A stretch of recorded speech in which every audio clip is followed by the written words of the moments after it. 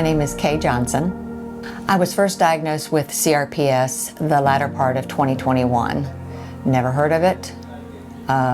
Wish I still hadn't heard of it, but I was glad that someone could actually put a name to what I was feeling and had been saying for years. So CRPS stands for Complex Regional Pain Syndrome. It really is a conundrum. There's so many things going on at the same time, from temperature differences to swelling differences, pain sensations that vary from day to day. There's also changes in the way the skin looks or the color of the skin, the fingernails. There may be a tremor along with that. It's difficult to move and the symptoms just go on and on. So it is complex for all those reasons. There was such stabbing in my foot, the burning in my foot, the feeling of, I've never been stung by a million ants, but it felt like a million ants. I've never been electrocuted, but it felt like someone was putting hot wire on my foot. And then also the sensation of a vice that was being squeezed and that my foot was going to explode.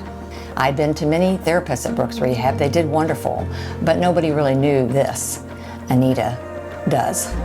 And I started going to her, and she literally has been a godsend and is a godsend. She knows exactly what's going on and has just the right way to treat it. When I first came to Anita, I had little mobility with my foot. I could do not much of anything with it, and now I can. So treating someone with complex regional pain syndrome is different. There are different recommendations that we use from literature and that have been based on evidence and some really good studies and reviews. Some of the things include using mirrors to try and use the effective movement on the healthy side to train the unhealthy side in what it should do, and that just takes time and consistent practice. Once a person gets more confidence that they can move, you actually want to start moving. Something so easy and subtle, but it better be fun at the same time. So something with a skateboard, something with balloons, something that's not common, not typical. And that way the person can be a little bit distracted and really have more success with the activity.